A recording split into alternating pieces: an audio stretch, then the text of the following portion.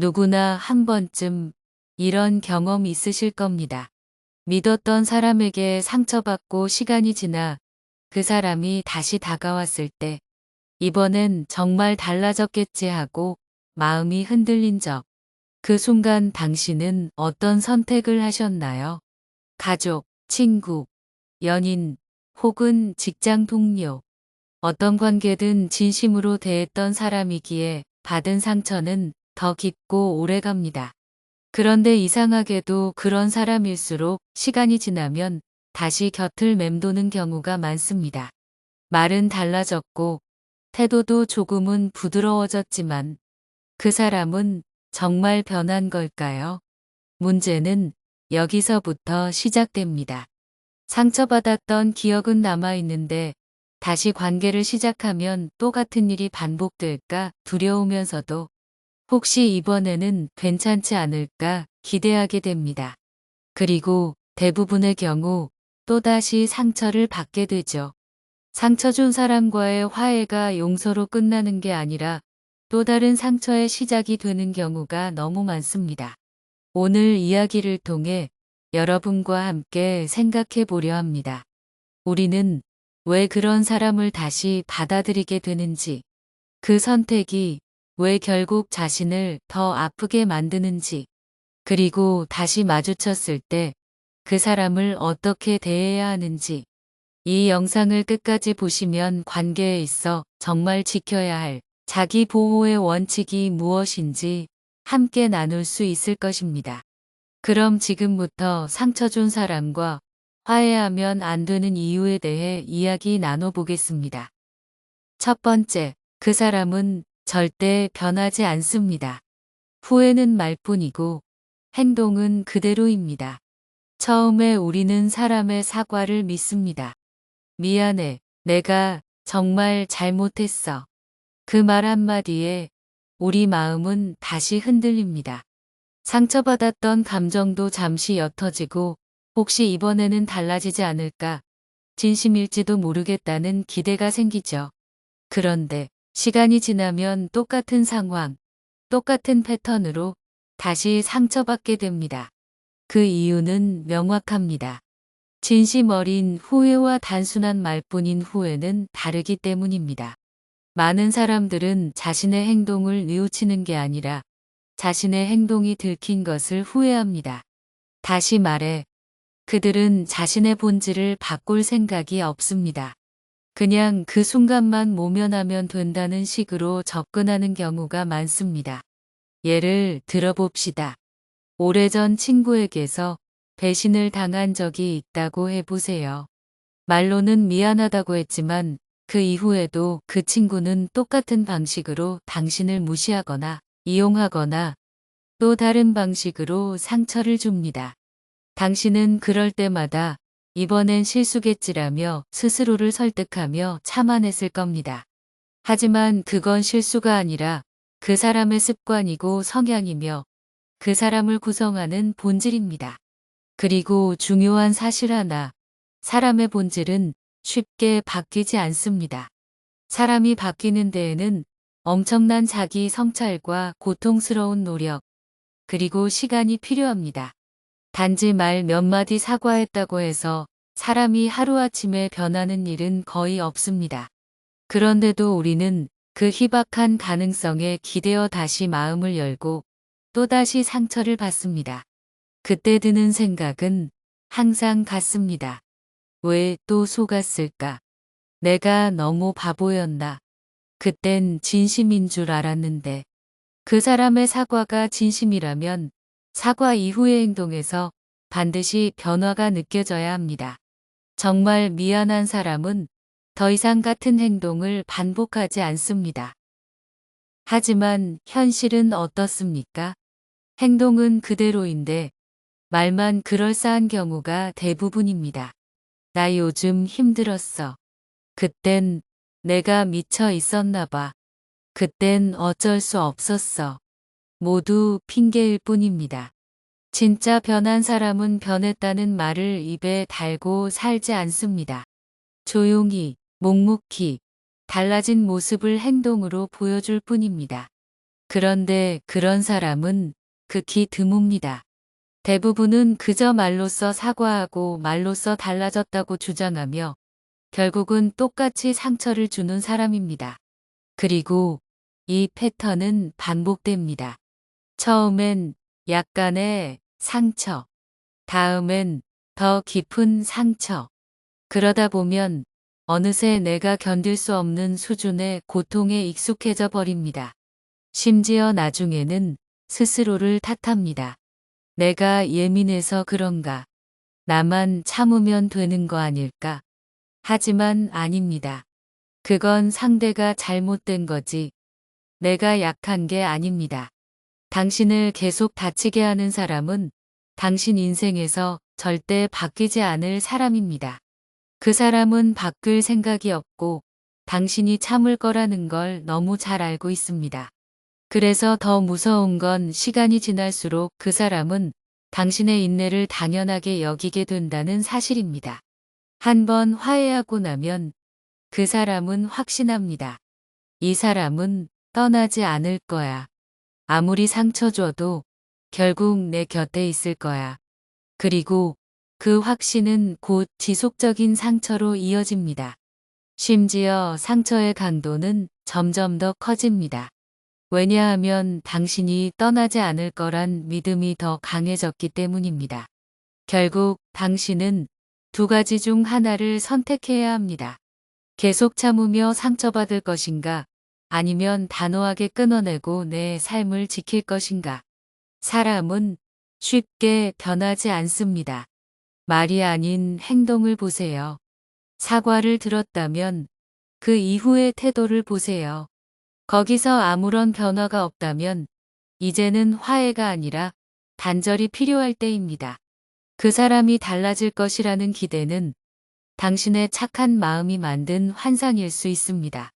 그 환상이 당신을 계속 아프게 만들고 있다면 이제는 스스로를 지킬 시간입니다. 두 번째, 당신의 자존감은 계속해서 무너집니다. 화해는 곧 자기 부정이 됩니다. 한번 상처받고도 다시 화해한 적이 있다면 이런 경험 한 번쯤은 있으실 겁니다. 이번엔 다를 줄 알았어. 그래도 사람이니까 실수할 수 있지. 내가 너무 예민했던 걸까?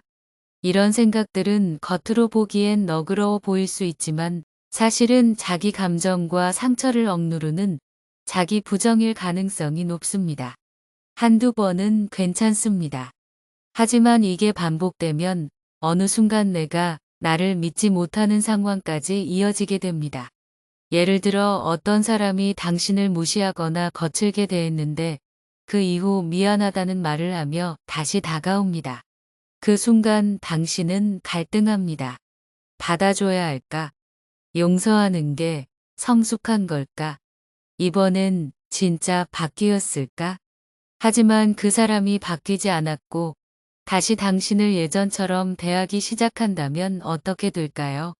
그때부터는 상처만 있는 게 아닙니다. 자존감이 무너지기 시작합니다. 왜냐하면 이젠 상황이 이렇게 흘러갑니다. 그래도 내가 잘못한 것도 있잖아. 그 사람이 저렇게 말하는 데엔 이유가 있었겠지. 다들 그렇게 사는 거 아닐까? 결국은 자신을 보호하고 지켜야 할 자기 감정마저 왜곡시키는 상황에 이르게 되는 겁니다. 이게 반복되면 사람은 점점 무감각해지고 점점 자기 자신을 놓치게 됩니다. 자존감이란 건 거창한 단어 같지만 실은 아주 단순한 감정입니다.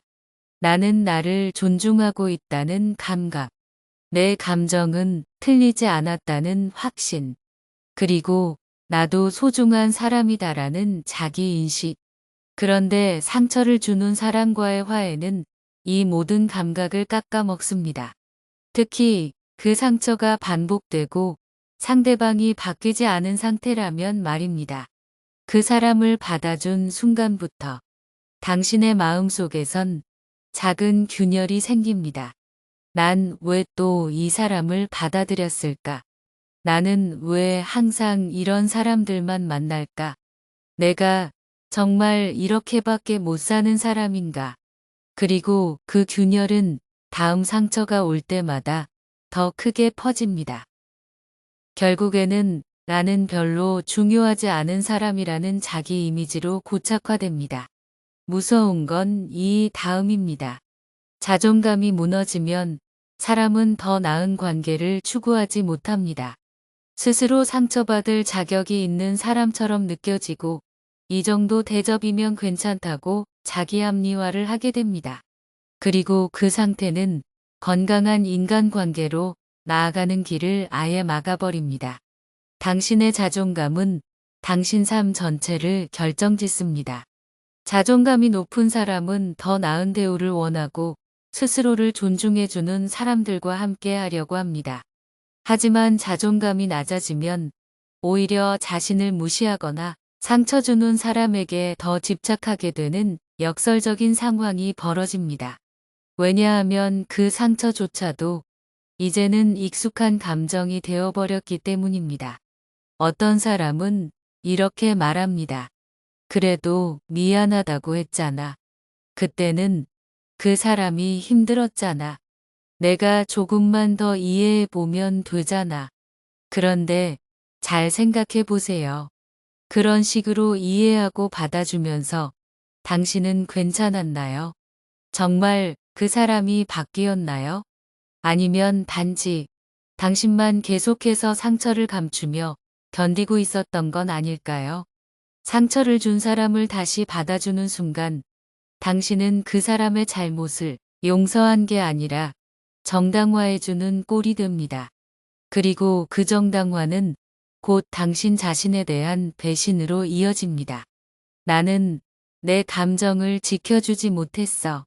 나는 나를 아프게 한 사람에게 다시 문을 열었어. 이런 생각이 당신을 잠식하고 서서히 당신 스스로를 무너지게 만듭니다. 결국 화해가 아닌 끊어냄이 필요한 이유는 단 하나입니다. 당신이 당신을 지켜야 하기 때문입니다. 누군가가 반복해서 당신을 아프게 했다면 그것은 사고가 아니라 패턴입니다. 그 사람을 다시 받아주는 건 그 사람에게만 기회를 주는 게 아니라 당신 스스로에게 또 한 번 상처받을 기회를 허락하는 일입니다. 그리고 이제는 그런 기회를 당신에게서 거둬가야 할 시간입니다. 더는 아프지 않아도 되는 사람이라는 걸 스스로에게 알려줘야 할 때입니다. 세 번째, 화해는 오히려 나를 가해자로 만듭니다. 상처 준 사람과의 화해가 항상 아름답게 끝나는 것은 아닙니다. 오히려 그 화해가 나를 더 큰 오해 속에 몰아넣고 마치 내가 문제의 원인인 것처럼 만들어버릴 수 있다는 걸 아시나요? 이해하고 용서하고 다시 손을 내미는 행동이 누군가에게는 그 자체로 내가 틀렸다는 자백처럼 해석될 수 있습니다. 특히 가해자는 종종 자신의 잘못을 인정하기보다는 문제를 덮고 넘어가려는 경향이 강합니다. 그리고 그들이 원하는 건 진정한 사과나 반성이 아니라 예전처럼 아무 일 없던 것처럼 지내는 관계입니다. 여기서 가장 위험한 점은 바로 화해의 프레임입니다. 처음에는 분명 당신이 상처를 입은 피해자였지만 한 걸음 양보하고 관계를 회복하려 한 순간 가해자는 서로 잘못이 있었던 것처럼 상황을 둔갑시킵니다. 나도 잘못했지만 너도 그랬잖아라는 말로 책임의 무게를 반으로 나누려 하는 것이죠. 이 과정에서 문제는 왜곡됩니다. 화해를 시도한 사람이 오히려 너도 예민했어. 그때 내 반응이 과했잖아 같은 말을 듣게 됩니다. 진심으로 화해를 원했던 사람은 결국 자신이 지나치게 감정적으로 행동했던 사람이 되어버리고 맙니다. 그리고 이때부터 당신은 오히려 그 갈등의 공범처럼 취급받게 됩니다. 피해자인 당신이 화해를 시도했다는 이유만으로 주변 사람들은 두 사람 다 잘못이 있었던 거지라고 생각하게 됩니다. 처음에는 동정하던 사람들조차도 어느 순간부터 그냥 둘 다 문제 있었던 거 아냐? 하고 묻습니다. 이처럼 화해는 단순한 관계 복원이 아니라 당신의 상처를 증명할 기회를 스스로 놓치는 선택이 될 수 있습니다. 또한 화해는 상대에게 나는 내 행동을 받아들일 준비가 됐어라는 신호로 전달됩니다. 진심으로 반성하지도 않은 사람에게 면죄부를 주는 꼴이죠. 그리고 그렇게 한번 용서받은 경험을 가진 사람은 다음번에도 똑같은 방식으로 당신을 대하게 됩니다. 그 사람은 다음번에도 똑같이 상처 주고 똑같이 미안하다는 말 한마디 없이 그냥 예전처럼 지내자고 다가올 것입니다. 왜냐하면 한 번 받아준 경험이 있기 때문입니다. 당신은 스스로를 지켜야 할 책임이 있는 존재입니다. 누군가의 마음을 배려하려다 내 마음을 끊임없이 무너뜨리는 선택을 반복해서는 안 됩니다. 화해가 정말 필요할 땐 상대도 진심으로 자신을 돌아보며 변화할 의지가 있어야 합니다. 하지만 그렇지 않은 사람이라면 그 관계는 당신에게 독이 될 뿐입니다. 잘못을 덮고 넘어가는 화해는 결국 당신의 아픔을 인정받지 못하게 만들고 오히려 당신을 너무 예민한 사람, 괜히 문제를 크게 만드는 사람으로 만들어버리는 함정이 됩니다. 진짜로 나를 존중하는 사람은 내가 느낀 상처에 대해 먼저 사과하고 나를 불편하게 만든 행동에 책임을 지려고 합니다. 그리고 그런 태도가 보이지 않는 사람이라면 설령 과거에 나에게 중요했던 인연일지라도 다시 내 안으로 들여서는 안 됩니다. 기억하세요. 화해는 관계를 회복하는 행위이기 전에 나를 지키는 결단이어야 합니다. 진심 없는 사람과의 화해는 오히려 나를 더 깊은 혼란과 고통 속으로 끌어들일 수 있습니다.